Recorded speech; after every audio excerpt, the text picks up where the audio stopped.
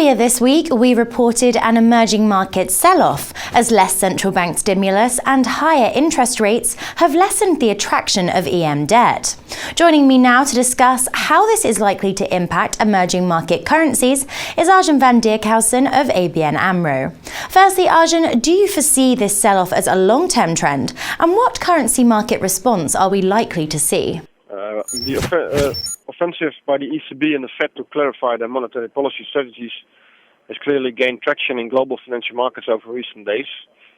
And expectations of tighter monetary policy have been scaled back somewhat, as officials have stressed that rate hikes are a distant prospect.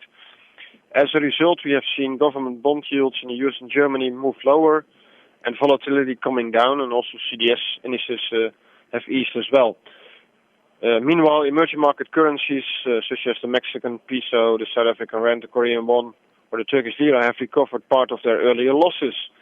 All in all, we think that the emerging market currencies have the potential to recover in the near term, although risk aversion can still flare up from time to time, which may hurt sentiment versus the EM currencies.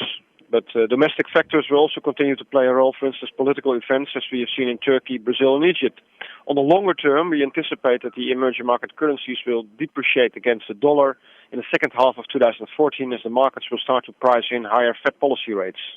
Today, we'll see the release of Poland's central bank rate decision following a two-day meeting. The central bank is widely anticipated to end its easing campaign, which has brought interest rates to an all-time low, with another rate cut today. What do you think we can expect from today, and how is this likely to impact the euro-Polish zloty? We also think that the MPC will lower the base rates by 25 basis points today to a new historic low of 2.5%. Let me briefly explain why. First, economic growth fell to a four-year low of 0.5% year-on-year in Q1, and many indicators still showing weakness, although the manufacturing PMI improved in the past 2 months.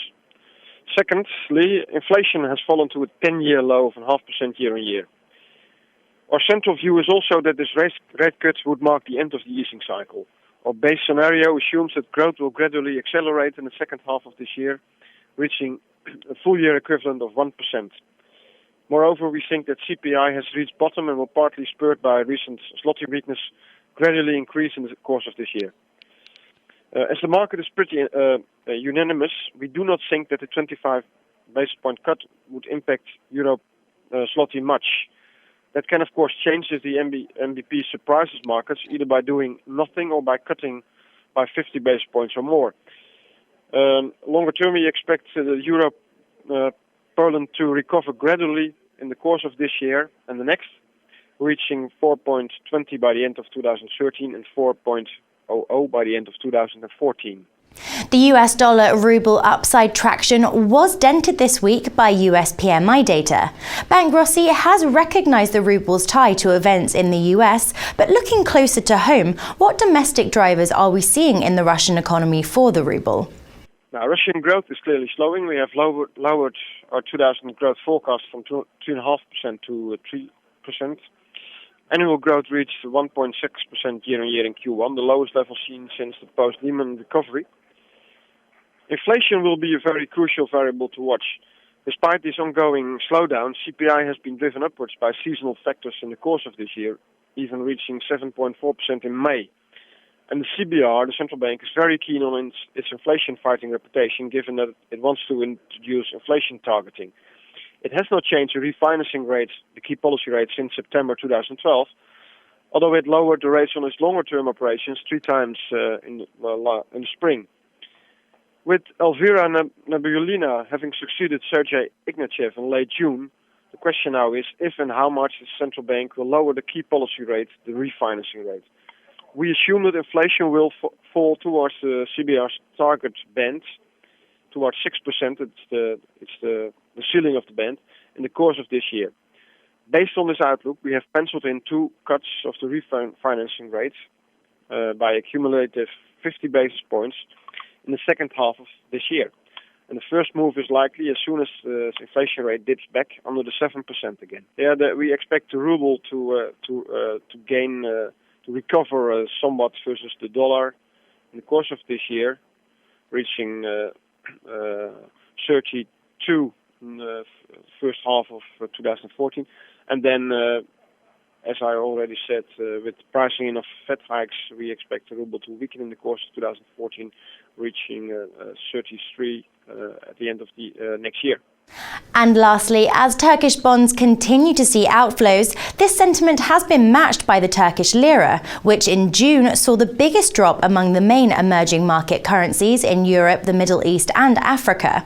As Turkey seeks to overcome social unrest, do we anticipate a change in monetary policy? And how is this likely to impact the US dollar-Turkish lira? In fact, given increased pressures on the lira, the central bank, the CBRT, has already changed course. It has ended an easing cycle that started mid-2012, in which it slashed the ceiling of its interest corridor, the overnight lending rate, by 500 basis points to 6.5%. The CBRT has used interventions and special liquidity measures to stem a further fall of the lira. We think that the room for further easing is now very limited, given all the unrest and the lira movements. The CBRT is likely to keep rates on hold for a while, using other tools to try to stabilize the currency and monetary conditions. And should currency pressures intensify again, the CBRT may even be forced to start hiking rates again. We expect the lira to regain somewhat versus the dollar in the course of this year, and to depreciate in the course of 2014 as the market starts to price in more Fed hikes. That's all we've got time for right now, but Arjun, many thanks for joining me. Durham McDermott will be taking a closer look at the Polish Central Bank rate decision tomorrow, so for more info, stay tuned to Dukascopy TV.